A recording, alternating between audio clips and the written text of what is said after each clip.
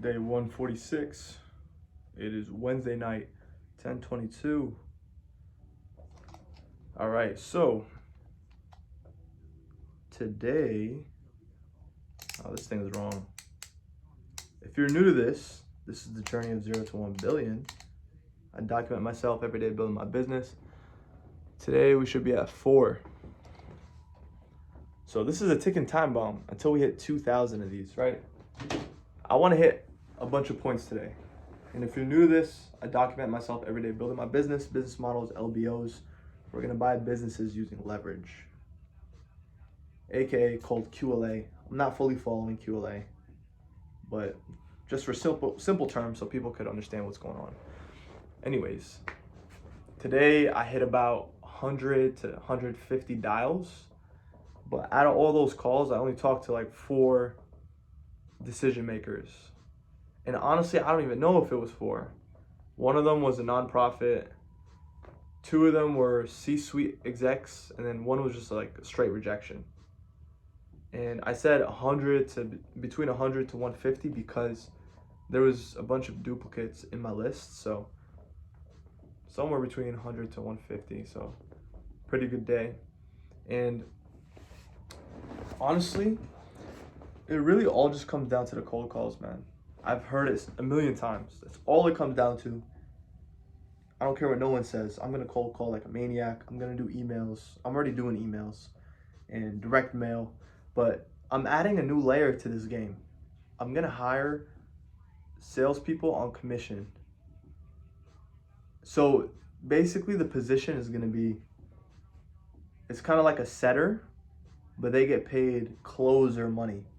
Because they're only going to set up the meeting for me, and then I'll close it, and then I'll do everything. I have the board of directors, I have financing behind me, and I'll negotiate with the owner, I'll visit the location, I'll run it myself.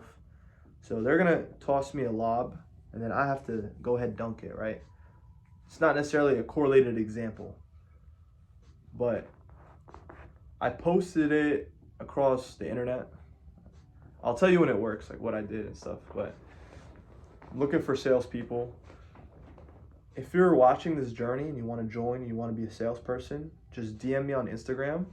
I don't know necessarily if I'm going to hire people from off the channel because there's going to be ups and downs, man. And this is going to be, I'm excited about this. Listen, the whole point of people joining this sales team is to hit 2,000 on this. 2,000. That's the goal.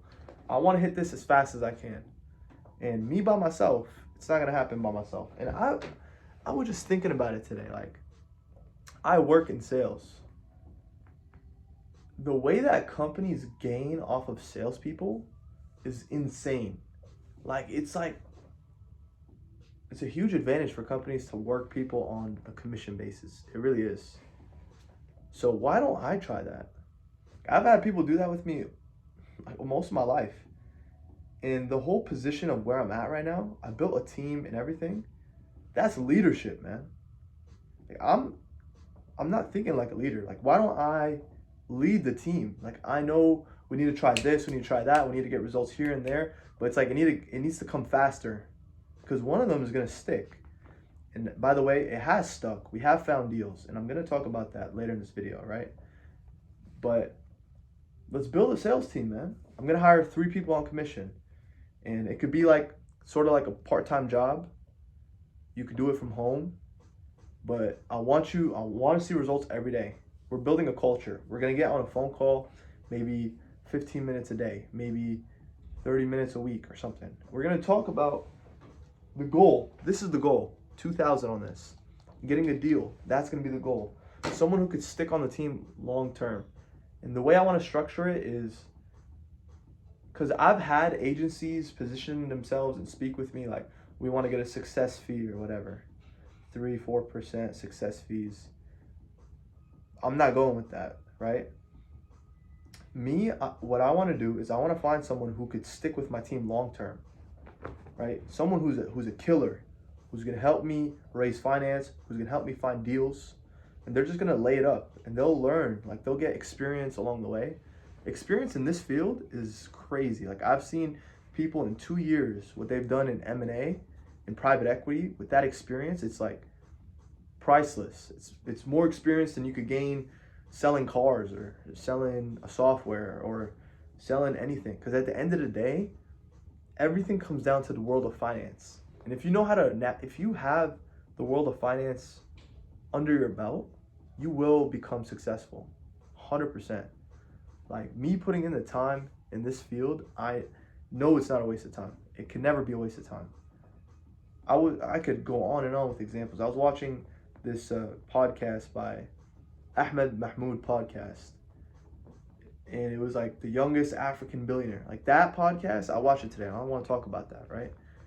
He literally mentions, he's like, the biggest instrument for growth in business is debt. He used debt to grow his net worth. Like he's worth $1.8 billion. And his company isn't even a public company. When he goes public, he'll be worth more. And he has investments in AI technology companies that he's saying it's going to be valued at 10 billion. Who knows? Like he makes a lot of money, right? And I could talk about a couple interesting things when it comes to that, but I want to mention one of the deals we had recently. And this is why this field is just amazing, right? I had a deal on the table with a seller who was very motivated, very interested. He wants to retire, right? And he wanted to get the deal done fast. And we were in talks, and he told me, listen, this Monday, I'm going to send you the numbers because I'm out of town, I'm traveling, blah, blah, blah. So like, okay, Monday. I hit him up Monday, he doesn't answer. I didn't get any email, right? I hit him up Tuesday, no answer. Today, I called him, I emailed him, and I texted him, right? And he gets back to me, and he's like, oh, like, sorry, waste your time. But I decided to sell to the employees. And what he did is he's selling 80% of his company over 5 years. So basically what he's doing is he's doing seller finance to the employees. And he's getting 100K salary to help with transition or whatever. Or 50K, it was something, it was one of those. But I was like, damn, like, and it was valid. He told me it was, I don't care to say, like, we didn't sign no NDAs or nothing, honestly. He sold it for 1.8 million to the employees, but he only sold 80% of it. So 1.8 times 80%, and he's selling that over 5 years. And his EBITDA, his profit, I think it was 500,000 or 450 to 500,000 over the course of the last 5 years. So his multiple wasn't even insane. And he did seller finance. Like, these opportunities are insane. Like, that's a hot deal. The thing is with this guy that he told me his employees are like amazing employees. Like they've been working for like in the business for years and years.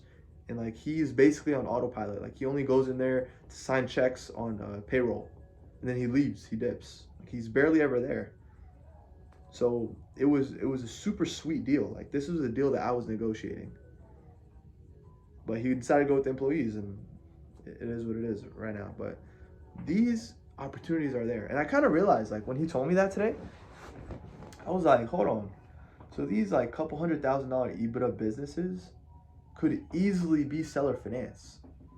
They very much could. Like I saw another opportunity that was seller finance, but I didn't like the numbers because there was a lot of ad backs and it didn't show a lot of profit. It was just ad backs, so I wasn't necessarily comfortable with that. I might go back to that deal. Maybe I should. I don't know. But what I'm saying is, listen, maybe I'm thinking small about this. Maybe $1 million, $2 million businesses, like it's like chicken shit businesses. Like these are nothing.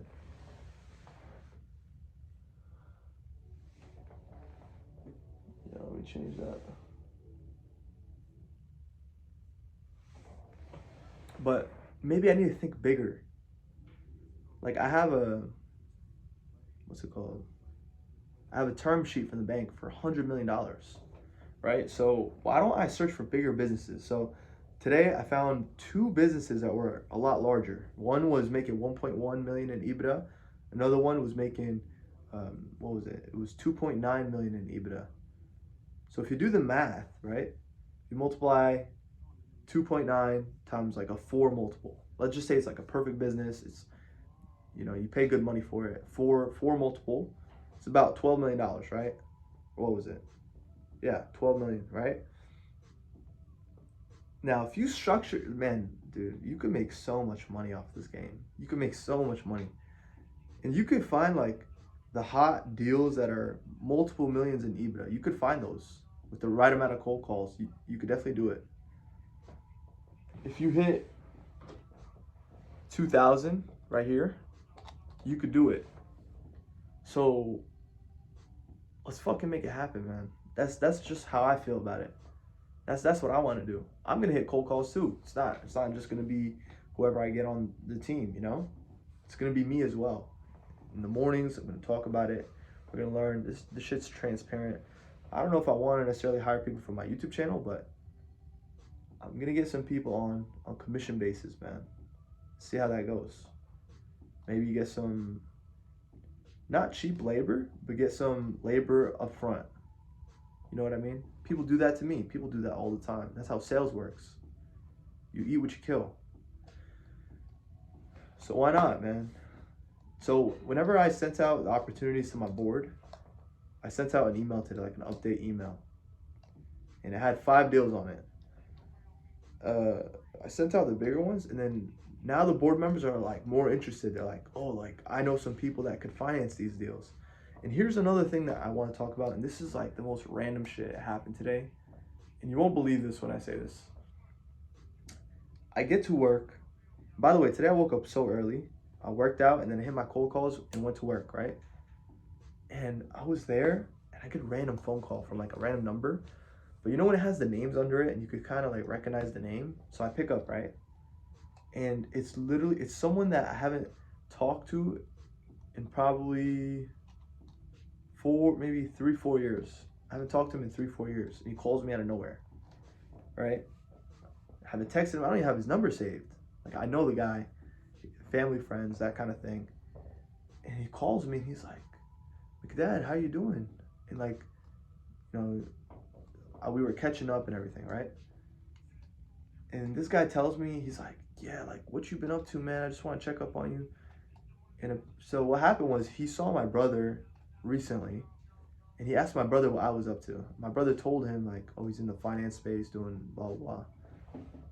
Right? So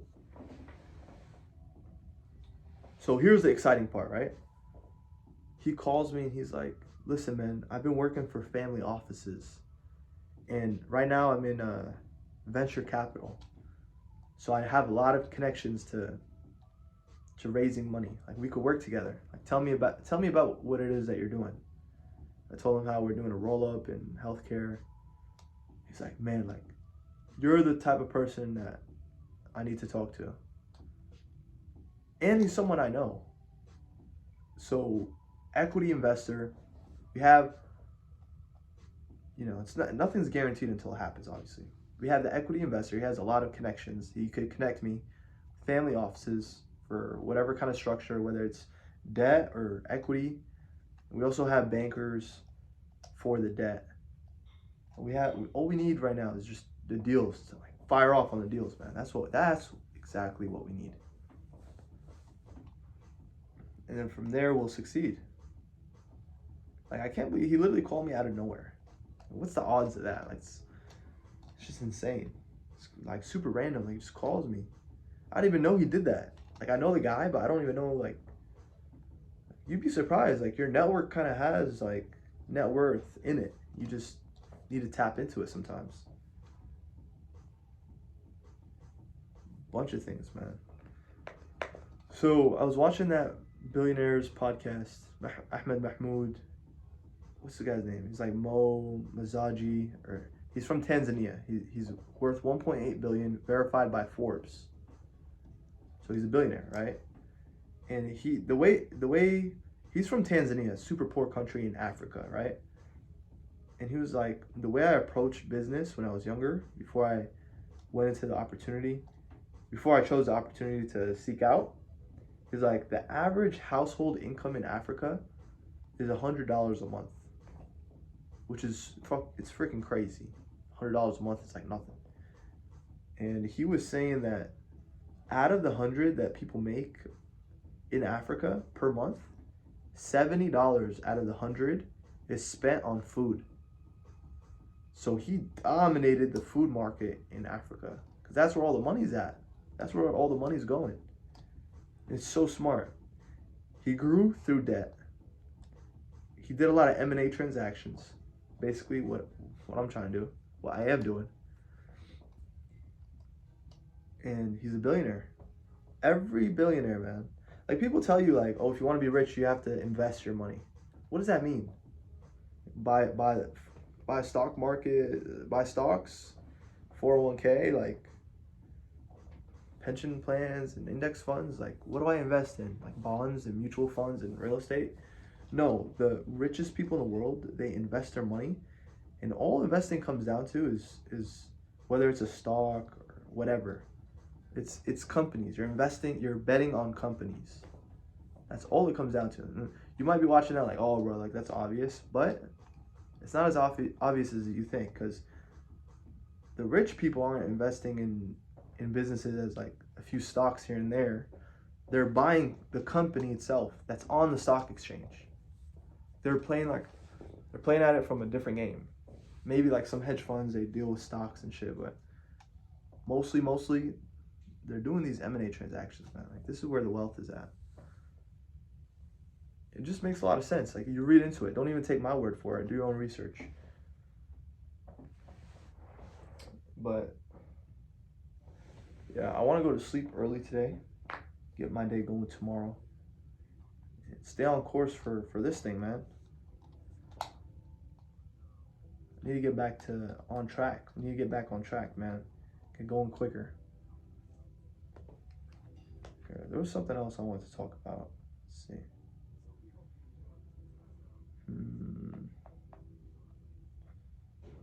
Should have had it open before. 1 second. I played this song like a million times, man.